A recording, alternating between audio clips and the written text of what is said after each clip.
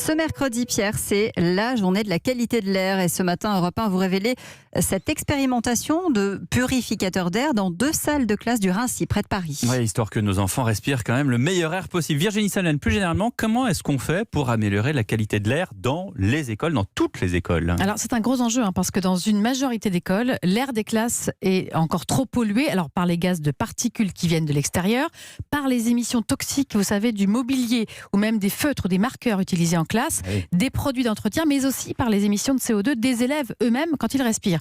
Résultat, dans beaucoup de classes, le taux de CO2 et de particules donne mal à la tête aux enfants et aux instituts d'ailleurs. Et selon l'ADEME, ça nuit même aux capacités de concentration et donc aux résultats scolaires des élèves. Du coup, qu'est-ce qu'on peut faire, Virginie ? Alors la solution numéro 1, c'est de limiter les émissions de polluants. Donc faire le ménage avec des produits sans formaldéhyde ni éther de glycol notamment. Il y a des écolabels pour ça, écolabels européens ou nordiques ou encore l'ange bleu.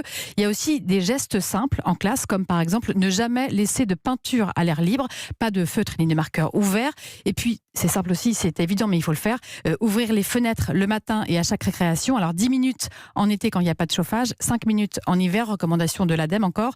Il y a des classes qui sont équipées de capteurs qui ont une alarme, une lumière rouge, quand le taux de CO2 est dépassé et qu'il faut ouvrir les fenêtres.